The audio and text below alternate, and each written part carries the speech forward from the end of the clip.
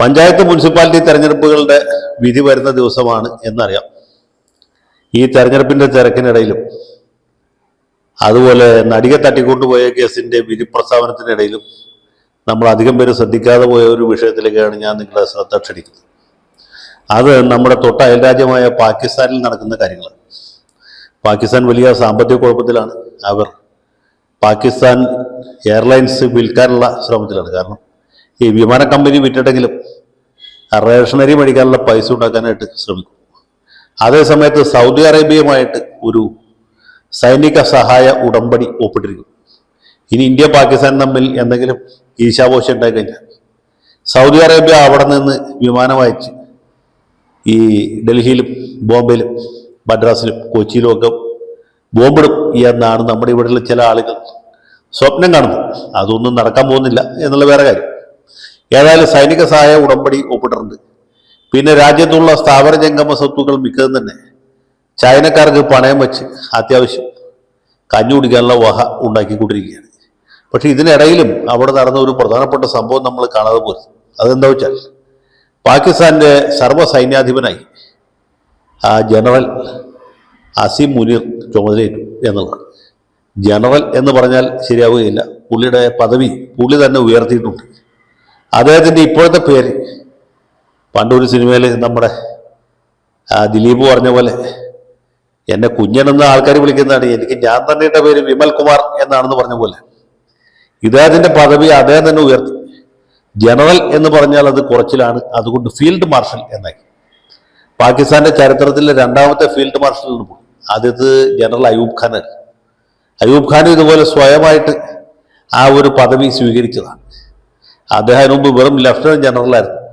Lieutenant general Ayub Khan എന്ന് പറയുന്ന ഒരു ഗുമ്മില്ലാത്തതുകൊണ്ട് പുള്ളി ഫീൽഡ് മാർഷൽ അയൂബ് ഖാൻ എന്നാക്കിയതാണ്.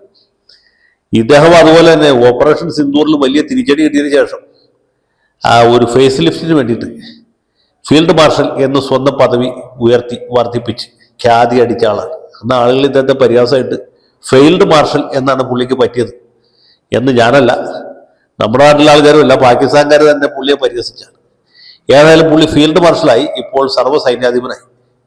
സൈനിക സാർവഭൗമൻ എന്നോ പട്ടാള സാമ്രാട്ട് എന്നൊക്കെ ആയിരുന്നു പുള്ളിക്ക് കുറച്ചുകൂടി നല്ല പേര്. ഇപ്പൊ പുള്ളിയുടെ പദവി നല്ലപോലെ ഉയർന്നിരിക്കുന്നു. ഇപ്പോഴത്തെ പ്രശ്നം എന്താ വെച്ചാൽ അവിടെ തെരഞ്ഞെടുക്കപ്പെട്ട പ്രസിഡന്റ് ഉണ്ട്, പ്രധാനമന്ത്രിയുണ്ട്, വിദേശമന്ത്രിയുണ്ട്, തദ്ദേശ സ്വയംഭരണ വകുപ്പ് മന്ത്രി, ഇവരൊക്കെ ഉണ്ടെങ്കിലും ഇദ്ദേഹമാണ് അധികാരം കൈയാളുന്നത്. പാകിസ്ഥാനിൽ പണ്ടുതൊട്ടേ അങ്ങനെയാണ്. പട്ടാളത്തിന് സെല്യൂട്ട് അടിക്കുന്നവരാണ് ഈ തെരഞ്ഞെടുക്കപ്പെട്ട സർക്കാരുകൾ.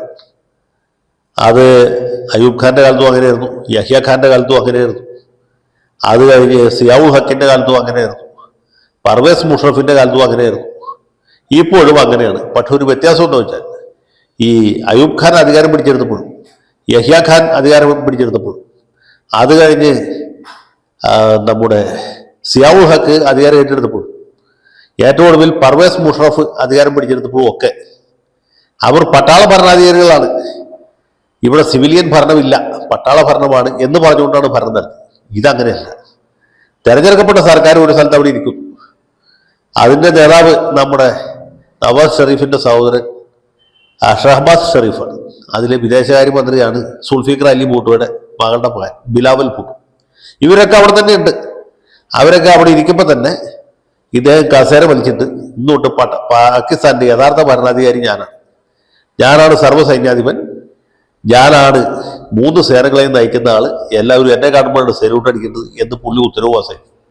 ഈ തെരഞ്ഞെടുക്കപ്പെട്ട സർക്കാരുകൾ, തെരഞ്ഞെടുക്കപ്പെട്ട ഭരണാധികാരികളും മറ്റുമൊക്കെ ഇത് അംഗീകരിക്കും. അവര് ഇങ്ങനെ ഒരു പിഞ്ചാണത്തിൽ കഞ്ഞി എടുത്ത് പ്ലാവില കൊണ്ട് കോരി കുടിച്ച് കഴിയുന്നു. ഇദ്ദേഹമാണെങ്കിൽ 3 നേരവും ചിക്കൻ ബിരിയാണി സുഖസമൃദ്ധമായിട്ട് കഴിക്കുന്നു. ഇതാണ് പാകിസ്ഥാനിലെ ഇപ്പോഴത്തെ ഒരു സംഭവം. അങ്ങനെ പാകിസ്ഥാൻ ഈ സിവിലിയൻ ഗവൺമെന്റ് നിലനിർത്തിക്കൊണ്ട് തന്നെ പട്ടാള ഭരണത്തിന് കീഴിലായിരിക്കുന്നു എന്നുള്ളതാണ് ഈ പറഞ്ഞതിന്റെ ചുരുക്കം. ഇനി ഇതിന്റെ അടിസ്ഥാനത്തിൽ പുള്ളി ഇന്ത്യ കയറി മാന്താം എന്ന് വിചാരിക്കുമോ? മാന്തി കഴിഞ്ഞാൽ എന്ത് സംഭവിക്കും എന്നൊന്നും പറയാൻ ഞാൻ ആളല്ല. ഏതായാലും ഇതുപോലുള്ള തമാശകൾ നമ്മുടെ തൊട്ട അയൽ രാജ്യത്ത് നടക്കുന്നു എന്ന കാര്യത്തിലേക്ക് നിങ്ങളുടെ ശ്രദ്ധ ക്ഷണിക്കാൻ വേണ്ടി മാത്രമാണ് ഈ വീഡിയോ ചെയ്തത്. ഇത് പറയുമ്പോൾ ഒരു കാര്യം കൂടി പറയാതെ നിർത്തിയില്ല. നമ്മുടെ തൊട്ട് പടിഞ്ഞാറ് ഭാഗത്തുള്ള രാജ്യത്തിന്റെ കാര്യം പറഞ്ഞു, കിഴക്ക് ഭാഗത്തും കാര്യങ്ങൾ ഒട്ടും വ്യത്യസ്തമല്ല. അവിടെ പട്ടാള ഭരണമല്ല, ജമാഅത്തെ ഇസ്ലാമിയുടെ മൗദൂദി ഭരണമാണ് നടന്നുകൊണ്ടിരിക്കുന്നത്.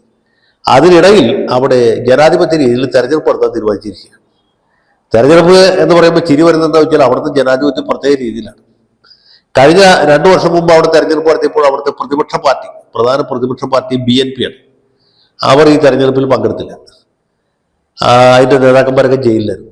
ഇത്തവണ ഏറ്റവും പ്രധാനപ്പെട്ട പാർട്ടി, അതായത് ബംഗ്ലാദേശിലെ അവാമി ലീഗ്, ഷെയ്ഖ് ഹസീനയുടെ പാർട്ടിക്ക് തെരഞ്ഞെടുപ്പിൽ മത്സരിക്കുന്നതിന് വിലക്ക് കൽപ്പിച്ചിരിക്കുകയാണ്. അപ്പൊ രാജ്യത്തെ ഏറ്റവും പ്രധാനപ്പെട്ട പാർട്ടി തെരഞ്ഞെടുപ്പിൽ മത്സരിക്കുന്നതിന് വിലക്കിക്കൊണ്ട് മറ്റു പാർട്ടികൾ ചേർന്ന് നടത്തുന്ന ഒരു പൊറാട്ട് നാടകമാണ് ബംഗ്ലാദേശിൽ നടക്കാൻ പോകുന്നത്. അത് ഈ പാകിസ്ഥാനും ബംഗ്ലാദേശും ഒക്കെ ഇങ്ങനെ പ്രത്യേക തരത്തിൽപ്പെട്ട ഒരു ജനാധിപത്യമാണ് അവിടെ നിലനിൽക്കുന്നത്. ഏതായാലും ബംഗ്ലാദേശിലും ജനാധിപത്യം വിജയിക്കാൻ പോവുകയാണ്. അതിന്റെ നാൾ വഴികൾ നമുക്ക് അല്പം കൂടി കാത്തിരുന്ന് കാണാം.